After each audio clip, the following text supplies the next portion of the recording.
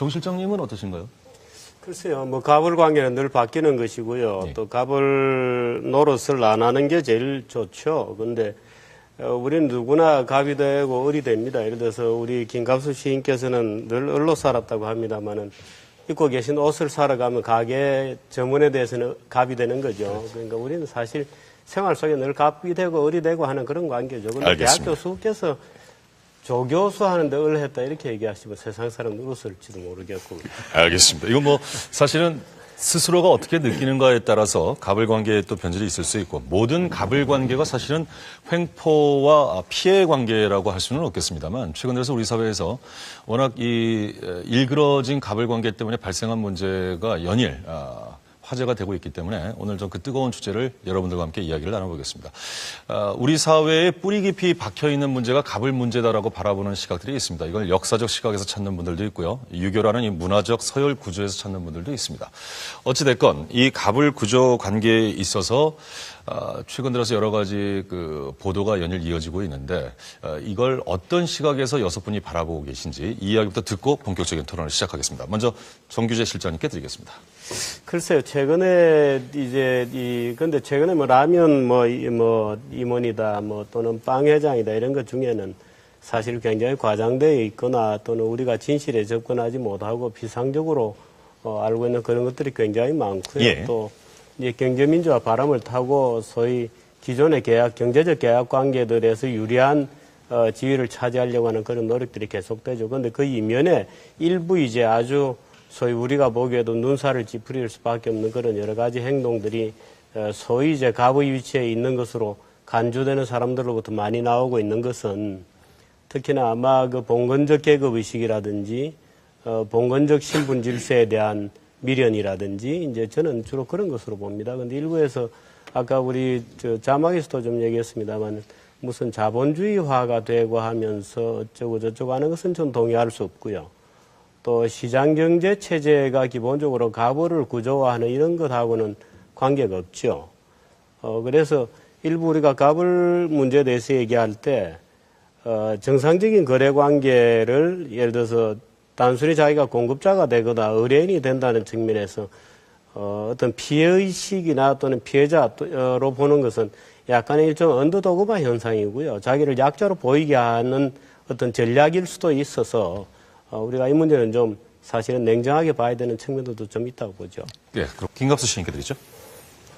저는 오늘 초두 발언으로 말꼬리 잡기 잠깐 좀 하겠습니다. 처음에 백분토론 제작진 측에서 저한테 보내준 논제가 갑의 횡포 의뢰 반란이라고 돼 있었어요. 그래서 인터넷 쳐보니까 이게 보편적인 용어로 쓰이고 있더라고요.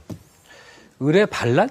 반란이라는 게 난을 일으키다, 온당치 못한 행위라는 함의를 담고 있습니다. 그러면 난망 유업에 대해서 시민들이 공분을 느끼는 게 온당치 못한 반란이고 또는 그 밖에 무수한 사건들이 반란인가?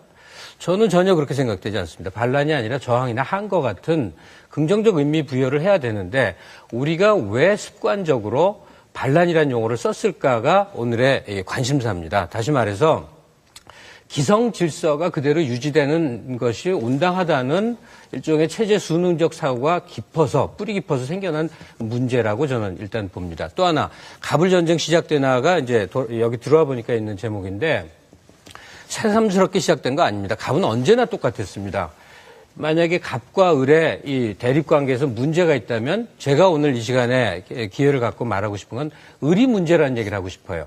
을에 대한 문제 제기를 하는 것이 온당한 논의의 방향일 거라고 저는 믿습니다. 예, 그 논의까지도 함께 진행을 해보겠습니다.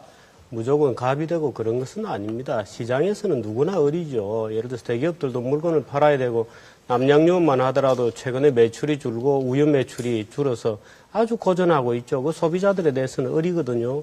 또 대기업들이 예를 들어서 30대 대기업 중에 벌써 한 15개 정도가 망한 거 잘 아시잖아요. 그 대기업이 항상 무슨 갑의 위치에 있고 이렇게 위계 질서화되어 있는 것은 아니죠. 끊임없이 말하자면 변환되고 있는 거고 지금 남양유업 얘기를 하셨습니다마는 우리 중에 사실 진실이 무엇이었던지를 아는 사람은 거의 없다고 봐야 되지 않겠습니까? 예를 들어서 아까 대기업의 정규직 사원 이렇게 얘기하셨지만 제가 알기로는 그 고졸 사원으로 알고 있고요. 고졸로 들어온 영업직 사원이 무슨 굉장한 힘이 있겠어요.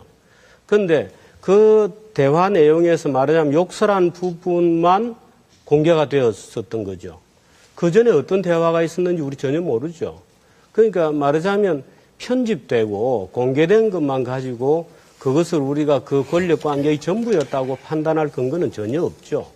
예를 들어서 라면 문제만 하더라도 그 라면 포스코의 임원이 초급 임원이 비즈니스를 처음 타보는지 어떤지 모르겠습니다만은 결국에는 잡지를 말아서 그 스튜어디스를 때렸다는 건데, 물론 그 행위 자체는 용서받을 수 없는 행위인데 거기에까지 이르는 복잡한 프로세스가 어떻게 되었는지에 대해서는 우리 알지 못하고 있어요.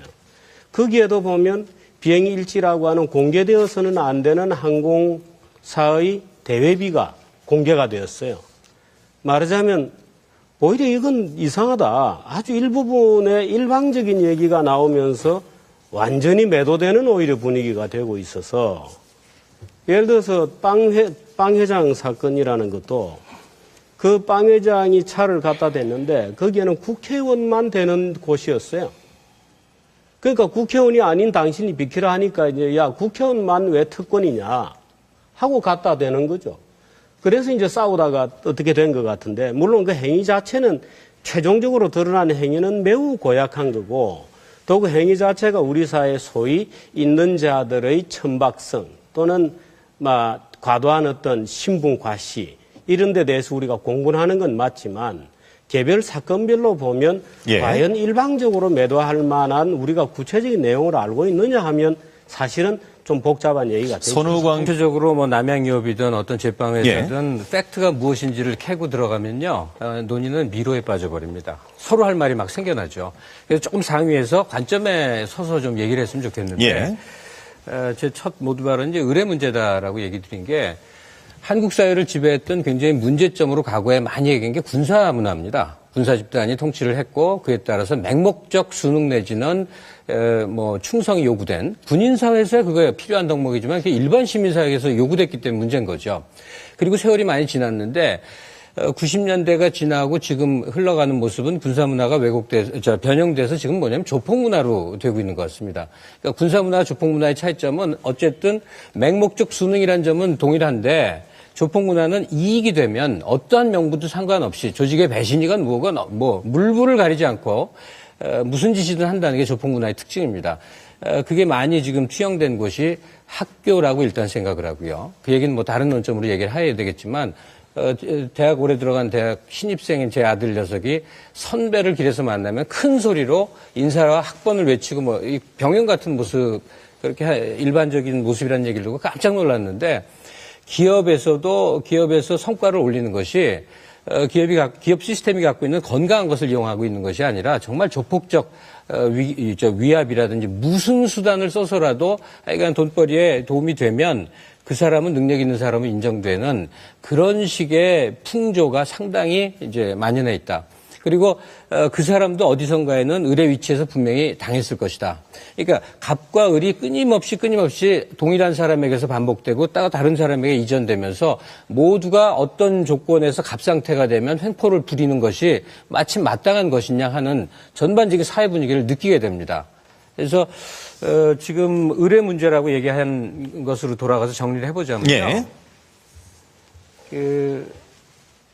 을은 순응하는 것이 훨씬 1차적으로 이롭습니다. 신분상 불이익이 당할 수도 있고 대리점을 하면 대리점을 놓칠 수도 있어요. 그래서 작은 이익을 위해서 현재 이득을 포기하는 것이, 그리고 무슨 명분보다는 나의 이득이 더 중요한 것이 보통의 을의 삶이에요. 이것을 만약에 어떤 용어를 붙인다면 전형적인 노예의식입니다. 근데 우리 사회는 갑의 횡포에 대해서는 수많은 토론과 논쟁과 비판을 해왔지만 정작 을이 가져야 될 정당한 자세에 대해서는 생각해보지 못한 겁니다. 노예의식을 벗어나면 어떤 것이냐면 자존이에요. 내가 인격적 주체로서 존대받고자 한다면 작은 이익도 포기할 수 있다는 것이죠. 그런데 지금은 자존을 갖고자 하는 사람의 숫자가 적다 보니까 언제나 불리기에 처하는 거죠. 만약에 나에게 인격적 모욕을 가하는 사람의 태도를 윗사람이라고 해서 선배라고 해서 상사라고 해서 가하는 걸 참지 못한 것이 일반적인 더 많은 을의 모습이었다고 한다면 그런 행위는 벌어지지 않겠죠. 그럼 최근에 이 의례 반란이라는 뭐 적절한 용어인지 아닌지는 모르겠습니다만 그런 어떤 그 문제 노출, 그 의식은 상당히 좀 바람직한 방향으로 보시는 걸로 일단 그러니까 판단을 아주 하고요. 예외적인 한거의 사례인 거죠. 알겠습니다. 예. 그 파문 자체는 정말로 처구니 없는 파문입니다만은 사실은 그 경로를 보면 이미 3년 전에 막말에 대해서 사과하고 용서를 빌고 같이 저녁도 하고 술도 하고 용서가 다 되었던 사건인데 그 녹취가 일부분이 3년이 지난 지금 터졌어요. 그래서 그 고졸 영업사원은 하루아침에 쫓겨났죠. 근데 그 진실이 어떻게 되든지 간에 우리가 기억해야 될 것은 이렇습니다. 그게 지금 이 남양유업 같은 문제하고 지금 아까 대리점 뭐 이런 얘기를 했습니다만은 모든 대리점이 다 어린 것은 아닙니다. 상당수 대리점은 오히려 회사에 대해서 굉장한 갑이죠. 말하자면 영업력이 있고 지역에 판촉 능력이 있는 대리점들은 또 굉장한 갑이에요. 그 회사 측은 그런 대리점들은 잡으려고 굉장히 애를 쓰죠. 왜 그 사람 떠나가면 안 되니까요. 지금 문제가 터지고 있는 부분들을 보면 예를 들어 삼성전자 대리점, LG 대리점 지금 거의 찾아볼 수 없게 됐죠. 말하자면 과거에 삼성전자나 LG전자, 현대자동차 같은 경우에도 옛날에 대리점들 다 밀어내기 했거든요. 어느 기업이고 목표가 없는 기업은 존재하지 않습니다. 그러니까 이번 달에 영업 목표가 얼마다 그러면 자동차를 얼마 판다, 뭐 핸드폰을 얼마 판다, 텔레비를 몇 대를 팔아야 되겠다고 목표를 정하면 전체 대리점하고 협력해서 이제 팔게 되죠. 그런데 그 기업들의 영업이익률이 조금씩 높아져서 밀어내기가 필요 없어지고 밀어내기 같은 어떤 족쇄로부터 벗어나는 기업들은 성공한 기업들이 되죠. 그 국제시장으로 나가게 되고 국제시장에서 플레이어가 되고.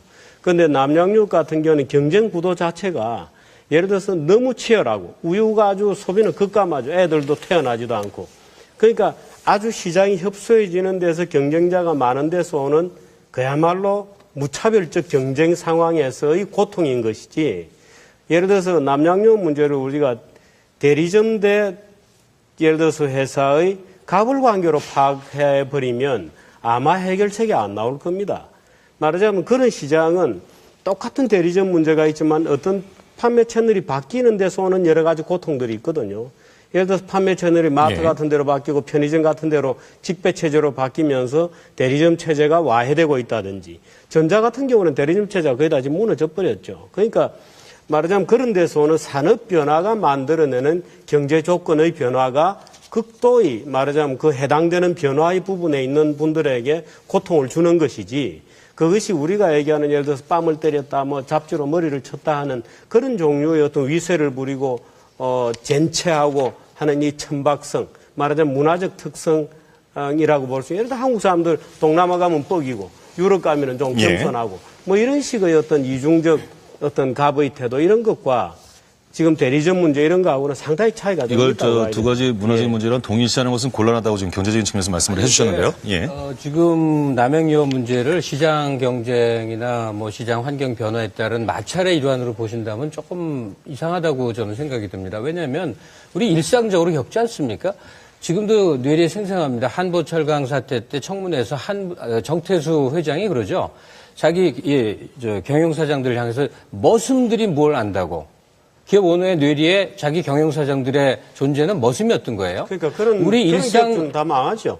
피전도 그렇죠. 망합니다. 피전도 그렇죠. 네. 지금 일상생활에서 벌어지는 그냥 상전과 하인의 관계 이 각도로 봐야 되는데 그거는 시장 질서가 아주 좋아도 그래도 더 그렇습니다. 현실적 강자가 되니까. 잠깐 역사로 넘어가 보면요. 우리 노예제에 대해서 조금만 좀 얘기를 해야 돼요. 세계 역사에 노예제라는 게 항상 존재했는데 완전 노예제와 반노예제라는 게 있는데 우리 경우는 우리의 노비, 조선시대에 등장했던 노비는 완전 노예제라고 해서 개인의 재산, 개인적인 가족관계 등등 형성될 수 없는 가장 악성의 노비제도였어요. 노예제도였어요. 이 얘기를 왜 드리냐면 지금 2000년대를 살아가는 우리 뇌리에도 상전과 하인 관계 같은 봉건의식이 그대로 배어 있고 부모가 자식을 가르칠 때 너 옳은 일에 나서지 마라.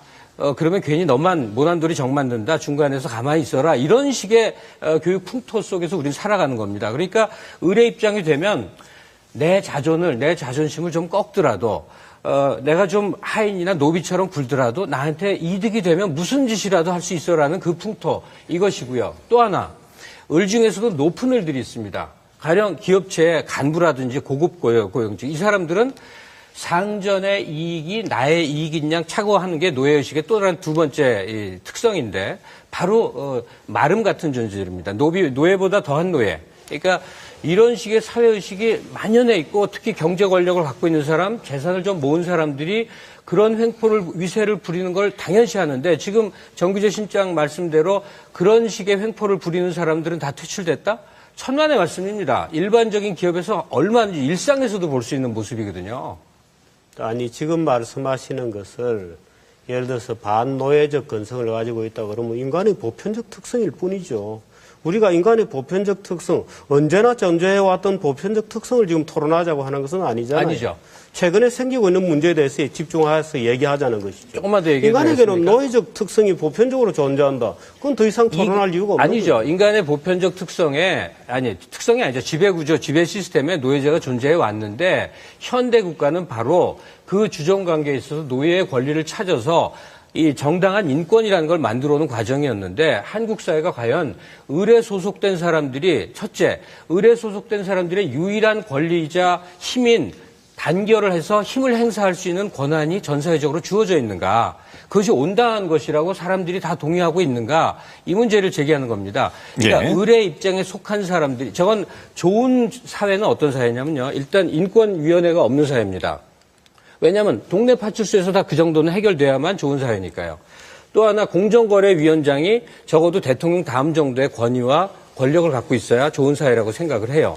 그런데 어쨌든 을의 위치에 있는 사람들이 하소연할 곳도 모두 없습니다. 다 이례적으로 지나가 버리는 사건으로. 지금 분명히 남양유업빌도 사건처럼 지나가고 피존 불과 몇 달 전에 일인데 우린 까마득히 잊고 있어요. 예. 다시 말해서 을의 문제라는 거예요. 을이 집단화하고 단결해서 자기 목소리를 내서 그것을 정당화시켜서 정당 체제로 발전시켜서 집권의 목표를 가져서 사회적 균형을 이루는 미국이나 예. 프랑스나 이런 선진 시스템으로 가는 과정인데 지금 우리는 너무 낙후되어 있다는 얘기예요. 알겠습니다. 그 경제민주화의 그 조치를 해서 이 사적 거래 관계에 정부가 개입하거나 법률로서 관여하거나 또는 사법의 영역을 공법화해서 거래 관계가 잘못되면 예를 들어서 갑으로 생각되는 기업의 업주를 징역형을 보내거나 또는 징벌적 손해배상을 3배씩을 때리거나 하는 것이 마치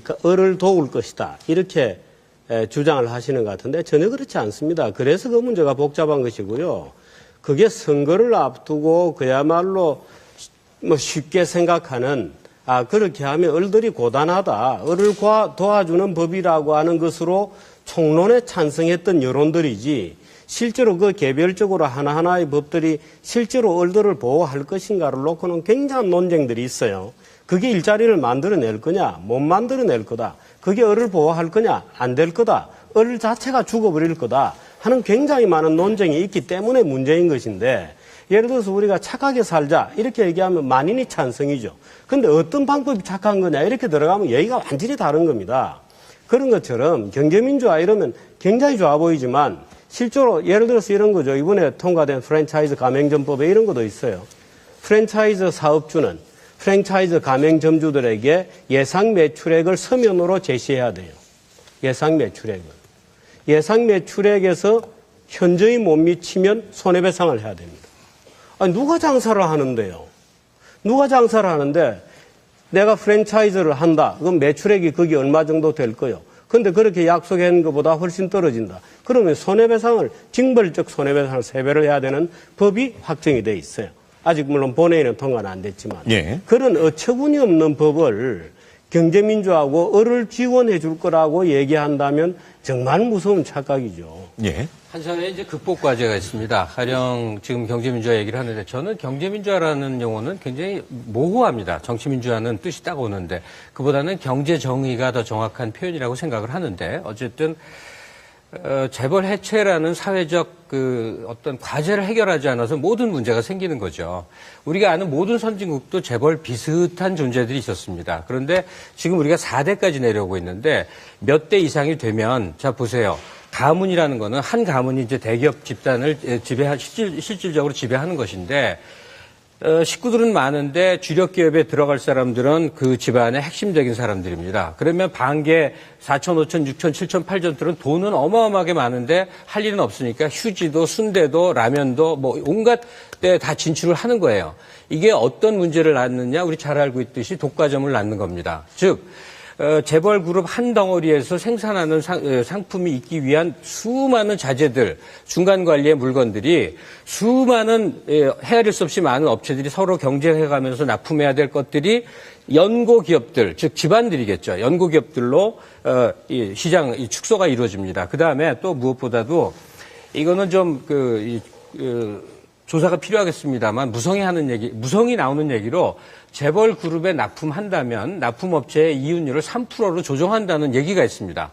이건 확인해 봐야 됩니다만 많이들 하는 얘기입니다. 이 3%라는 게 무슨 얘기냐면 그냥 연명만 한다는 얘기입니다. 즉 납품업체들은 하늘이 무너져도 더 성장해갖고 큰 기업이 될 수 없다는 의미를 갖는 거예요. 즉 재벌 대기업의 독과점이 우리 사회에 얼마나 큰 폐해가 되게끔 현재 와 있는지는 새삼 긴 토론이 필요 없는 거예요. 제가 확인해 드릴까요? 한 가지 얘기를 제가 확인해 드릴 수 있는데요. 예. 영업이익률 3%로 제한하는 것은 한국 재벌이 아니고 애플이고요. 삼성전자는 스마트폰 영업이익률이 보장해 주는 게 거의 지금 주고 있는 게 11%, 12% 정도 됩니다. 예, 어쨌든 재벌 가문의 그러니까 조금 오너 그런 집안으로 좀 태어났다는 이유 얘기했어요. 때문에 큰 기업을 마음대로 경영할 수 있는 권한은 반드시 철폐시켜야 되고 소유하는 건 누가 모르겠습니까? 큰 기업의 주식을 많이 소유해서 지분을 갖고서 소유주로서 권한을 행사하든 뭐 부유하게 살든 그건 누구도 뭐라고 하지 않습니다. 근데 지배권을 행사하는 문제에 대해서는 지난 민주정부 시절에 여러 가지 제도적 틀을 통해서 제어하려고 했고 그다음에 박근혜 대통령도 후보 시절에 한 5가지 유력한 정책으로 하려고 하다 다 포기해버린 그것을 우선적으로 해놔야 소위 사회적 갑을, 기업 간의 갑을 이 체제에서도 기초가 마련되는 게 아닌가 하는 겁니다. 지금 5분이 되게 경제민주화는 무조건 찬성 쪽이시니까 저희한테 5배의 발언 기회를 주셔야 되는데요. 5배까지는 못 드리고 이번 기회는 드리겠습니다. 말씀 듣고 현 예를 들면 그게 정치적 슬로건이라는 거하고 하도 그래 보십시오. 예를 들어서 원가 후려치기라고 얘기하지 않습니까? 원가 후려치기를 보세요. 원가 후려 조금 약간 설명을 드리면 우리 세 사람이 똑같은 업자입니다. 갑하고 우리는 다 어려요. 예를 들어서 어떤 회사에 납품을 한단 말이죠. 그럼 그 회사하고 우리하고 경쟁하는 게 아니에요. 공정한 경쟁은 우리 사이의 경쟁이잖아요. 그런데 예를 들면 원가를 정말 지도하게 관리하지 않으면 정말 원가 혁신한 기업이 집니다. 시장에서는. 말하자면 무엇이 공정한 경쟁이냐. 우리끼리 박 터지게 싸우는 게 공정한 경쟁이죠. 예를 들어서 갑을 비틀어 가지고 기왕에 내가 거래를 하는 내 납품업자인데 경쟁자가 이미 있어요. 나를 꺾고 누르고 납품권을 딸 수 있는 경쟁자가 있는데 나를 지금 거래하는데 갑이 나를 목을 조르고 있다고 야, 갑 꿀밤 줘가지고 내게 더 주라 그러면 나머지 두 사람이 오히려 죽죠. 경쟁 구도는 기본적으로 그런 게 아닙니다. 그래서 경제 구조에 대한 경쟁 구도에 대한 일반적 오해들이 만들어내는 무참한 짓을 지금 하고 있는 겁니다. 예를 들어서 원가 후려치지 마라. 원가 후려치지 않고 어떻게 합니까? 예를 들어 지금 생수시장 싸우는 거 보시죠. 그 생수시장 우리가 편의점에 생수 사러 가보면 생수 가격이 요즘 어떻게 되는지 느끼죠. 격렬한 경쟁이 일어나고 있는 것. 그걸 통해서 우리는 싸고 좋은 생수를 살 수 있는 거죠. TV가 하나 나오면요. 신제품 나오면 300만 원입니다. 1년 반 지나면은 40만 원으로 떨어져요. 2년이 되면 땡처리입니다. 그런데 3년 전에 예를 들어 2년 만에 300만 원 하던 테레비가 1년 반 만에 30만 원으로 떨어지는데 어떻게 원가를 안 칩니까? 원가를 쳐야죠. 예를 들어서 누가 그럼 최종적인 갑이냐? 소비자가 갑이죠. 소비자가 최종적인 갑이잖아요. 그래서 대기업들도 끌려가는 겁니다. 대기업들이 왜 갑입니까? 예를 들어서 갑과 을의 긴 사슬로 보면 최종적으로 경제에 있어서 최종 갑은 소비자죠. 그러니까 테레비가 300만 원이 30만 원으로 가격이 떨어지는데 그 30만 원으로 떨어지는 그 납품업체들이 원가가 후려치지 않아지면 어떻게 되겠어요? 그 기업들은 결국 다 망하게 되죠. 그 다 죽는 거죠. 그러니까 모기업도 그러니까 예, 제가 죽고 예. 하청기업들도 다 죽는 예, 거죠. 이 부분은 김 교수님 반론. 반복되는 것 같습니다만 우리가 이제 우리 다수 대중은 유권자이기도 하고 소비자이기도 하고 뭐 시청자이기도 하고 그렇습니다. 근데 그 성격이 명백하게 사회적 권력 앞에 을이라는 사실이에요. 그 을의 큰 덩어리가 시민사회 영역과 노조를 기반으로 한 노동계라고 이렇게 구분해 볼 수가 있을 겁니다. 사실 섞이지만 구분할 수 있는 거예요. 근데 지난 20년 동안 시민사회 영역은 굉장히 커졌는데 노동계, 조직화된 노동계는 오히려 계속 위축돼 있고요. 황장수 소장 말 맞다나 병규직, 비정규직 다툼으로 더 분열되어 있고요. 그다음에 거기에 붉은 이념이 더 씌워져서 옴치고 뛸 수도 없을 뿐더러요. 다시 말해서 을의 대표 집단, 국민 대다수를 점하는 사람들이 정치 권력을 가져서 의회를 통해서 자기 힘을 행사할 수 있는 가장 기본적인 통로가 막혔습니다. 그러니까 개인 단위로 너무나 투쟁화되고 극렬화될 수밖에 없는 근본적인 한계가 있는 지금 거죠. 그 황 소장님께서 지적하신 부분은 좀 구체화해서 말씀드리면 지금까지는 이 대기업과 중소기업 또는 업주와 대리점 뭐 이런 관계만 논의할 것이 아니라 어떻게 보면 같은 을의 입장이라고 할 수 있는 노동계 내부에서의 가불관계의 그 문제. 이런 겁니다. 가맹본사가 이익을 많이 가져가고 그것도 이제 다 계약이 있겠죠. 그죠? 몇 프로씩 어떻게 한다. 가맹본사 이익을 떼가지고 가맹점들에게 주자. 아니, 그걸 왜 남이 얘기하죠? 무슨 우리가 깡패인가요? 우리가 로빈후드 놀이하는 겁니까? 다들 자기 사업을 목숨 걸고 하고 있다고요. 그걸 제3자가 야, 너 돈 떼내가지고 여기 줘. 말이 된다고 지금 주장하세요. 예를 들면 아까 얘기하셨잖아요. 가맹본부는 장사가 잘 되어서 사업이 쭉 늘어났는데 가맹점이 늘어나면서 가맹점의 개별 가맹점당 이익은 줄었다. 그렇겠죠. 그러면 그 가맹점도 이익을 볼 수 있도록 해서 뭐 하면 어떻게 하면 되겠냐. 가맹점 숫자를 안 늘리면 되죠. 그러면 지금 대리점 하는 사람들 다 10명 중에 5명은 덜어내라. 그럼 나머지 대리점은 장사가 잘 되겠네요. 그럼 나머지 5명 대리점은 어디로 가죠? 그러니까 그게 웃기는 계산이라는 겁니다. 그 경제 계산은 그렇게 되는 게 아니기 때문에 예를 들어 사적 영역에서 자기들끼리 목숨 걸고 사업을 하는 사람들끼리는 자기들의 계약의 영역으로 놔둬야 되는 거죠. 그걸 제3자가 그 사업 내용을 잘 알지도 못하면서 24시간 계약 영업하지 마. 그 지역은 밤샘 이동 인구가 많은 지역인데 지하철역 앞이고 근데 그거 하지 마. 법으로 만들어가지고 사적 계약의 영역을 지배하고 간섭하고 그게 자기가 보기에 좋아 보인다는 이유로 예를 들어서 아까 또 김호기 교수께서는 중소기업 대 대기업의 격차 이렇게 얘기하셨는데요. 그렇지 않습니다. 아까 원가 얘기 드리면은 그게 우리의 착각이라는 겁니다. 왜 그러냐면 예를 들어서 자동차 업체 같은 경우에는 전통적으로 소위 원가 후려친다는 거로 굉장히 비난을 들었죠. 그런데 그 원가 후려치기를 당했던 자회사, 협력업체들은 요즘 정말 좋습니다. 행복합니다. 왜? 똑같은 부품을 가장 낮은 가격에 공급할 수 있는 최강의 중소기업들이 됐어요. 그래서 세계적으로 도요다에도 납품하고 GM에도 납품하고 하는 겁니다. 그렇게 해서 시장에서 혁신이 일어나고 한국 자동차 산업이 점프를 하게 된 것이 그걸 예를 들어서 원가 관리를 하지 마라. 원가 후려치기를 하지 마라. 야, 원가 달라는 대로 주라. 그래가지고 어떻게 사업이 되나요? 예. 제가 정 실장님한테 될 수 없는 얘기를 정말 자꾸 편하게 하시니까. 정 실장님한테 편하게 말씀드리자면 토론에서는 이제 부분과 전체를 잘 구별해야 됩니다.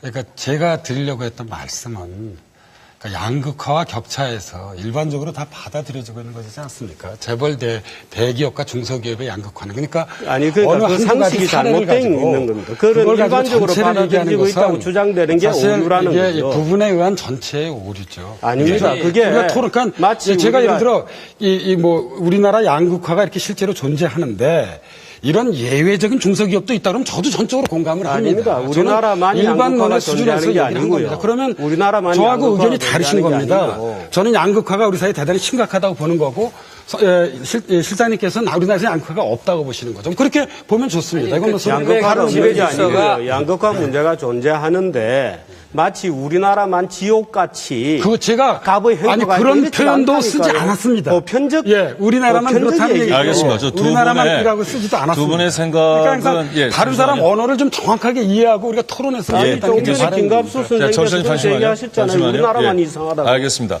지금 그 여섯 분 모두 사실은 지금 어떤 그 보수적인 생각이나 진보적인 생각 이 진영으로 저희가 자리를 한 게 아니고 여섯 분 모두 이제 개인적인 의견을 이 갑을 관계에 대해서 논의를 하고 있는데 이것이 이제 기업의 문제 또 그 대기업과 중소기업의 문제 뭐 프랜차이즈 뭐 이런 것들이 나오면서 좀 이해가 진전이 됐습니다. 두 분의 의견이 어떤 차이가 있다는 건 시청자분들이 충분히 아셨을 것 같으니까 그 정리는 좀 하고요. 예. 목숨 걸고 사업하는 중이라고 얘기하셨는데 그거 사실일 겁니다. 그런데 결과적으로 그것을 다른 각도로 프리즘을 대면 목숨 걸고 약탈하는 것과 다를 바 없는 상황이 벌어집니다. 그 개인 사업주들은 책임이 도덕적 가책을 못 느끼고 하는 행위지만 결과론적으로 그렇게 되는 구조가 있다는 얘기예요. 왜 지금의 현상 질서가 항상 옳다고 생각해서는 안 되냐 하면요. 우리의 경험을 한번 들어보죠. 1987년에 10월달 노동자 대투쟁이라는 게 있었습니다. 7, 8월서부터 10월까지 이어진 뭐 굉장히 큰 사태가 있었죠. 87년 10월에 노동자 대투쟁 때문에 나라 망한다고 그랬어요. 왜 그랬냐면 임금을 올려달라는 난리였거든요. 그때 보수 언론을 보면 지금도 한계 임금이기 때문에 기업들이 버틸 수 없다 그랬어요. 그런데 아주 짧은 기간에 노동자들 실질 임금이 3배 올랐습니다.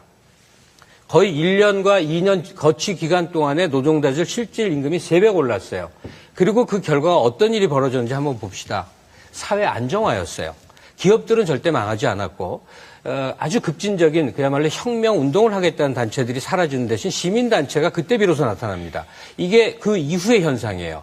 왜냐하면 노동자들이 중산층화되기 때문에 그렇습니다.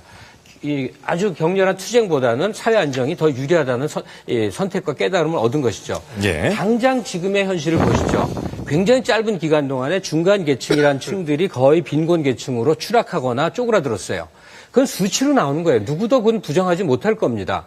중소기업 수치가 얼마나 줄어드는지, 고용률이 얼마나 줄었는지는 그대로 다 증명이 되는 거예요. 중소기업이 어디에 줄어들고 중소기업 고용이 어디에서 줄어들었습니까? 저도 얼마인지 숫자가 될 수 있는데요. 아니, 한국 중소기업이 경제는 어떻게 굉장히 줄어들었어요? 그러면 양극화와 무관하게 아주 공정한 질서가 이루어졌다고 생각하시는 분이 있는지는 모르지만요. 우리가 아는 한국 경제 현실은 위기라고 느낄 만큼 불공정 거래와 중산층 축소, 그다음에 저소득층, 빈곤층들의 극심한 상황들, 그다음에 중소자영업자들의 현실의 벽들 이런 것들이 큰 사회적 과제입니다. 그리고 그러니까 지금 그 과제의 일차적 책임을 재벌 대기업에 두고 있고요. 예, 김 시인께서는 그러니까 지금 계속 일관되게 아까 재벌 해체라는 표현까지 아니요. 썼습니다만 이 모든 어떤 갑을 관계, 경제적 갑을 관계에 있어서 구조적으로 좀 책임을 져야 될 부분이 재벌이라든가 대기업이다라는 취지의 아니, 그 말씀을 얘기는 이해드리겠습니다. 과정 중의 얘기였는데 거기서 얘기가 끊어져 버린 거죠. 예. 그러니까 뭐 그렇게 무책임하게 팍팍할 수 있는 얘기는 아니니까요.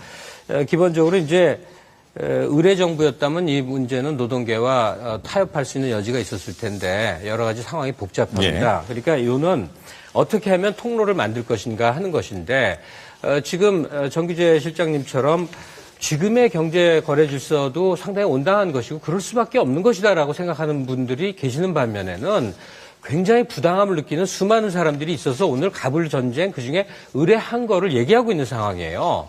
의례 목소리가 나올 수 있는 공식 통로가 만들어져야 된다는 얘기입니다. 네. 그게 상시적인 것은 노조나 그 밖의 단체들을 의미하는 것이고 국가기관으로서는 이미 우리가 알고 있는 것들이 있는데 이게 제 기능을 하고 있지 않는 것들을 그냥 우리가 방치하고 있단 말이죠. 알겠습니다. 그 관계의 그 불합리한 갑을 관계의 개선 방향에 대해서 한 1분씩 좀 들을 수 있을 것 같은데요. 김갑수 씨께 드리죠. 얘기가 사실 경제 얘기로 좀 흘러간 감이 있습니다. 예. 왜냐하면 모순된 경제 시스템이 안겨주는 갑을 문제도 있지만 사회적으로 관습적으로 문화적으로 있는 측면이 상당히 크거든요.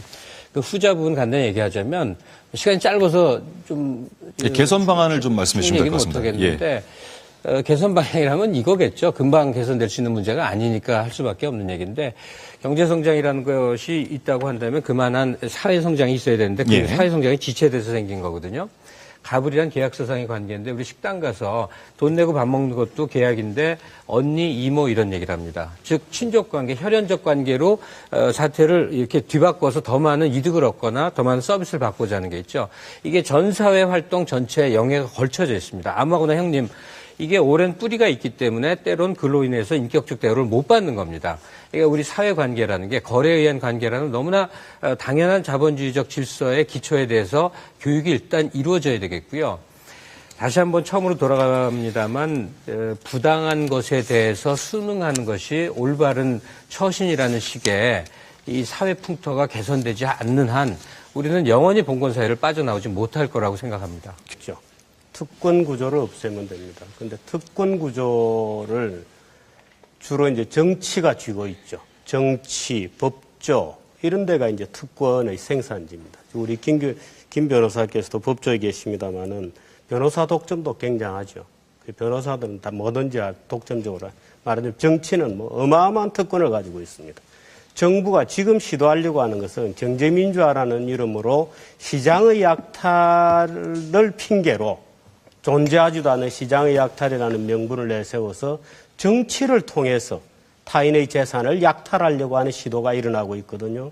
이런 시도는 굉장히 좋지 않습니다. 그래서 오히려 우리 사회에 존재하는 특권 구조를 해체하는 것이고, 제가 마지막에 한 가지 격언을 얘기 드리면, 제가 한 번씩 가는 요리집에 옛날에 장원이라는 밥집이 있었어요. 그 집에 할머니가 아주 유명하신 분인데 정권이 바뀌면 쫙 사람들이 바뀌죠. 그 제가 물어봤어요.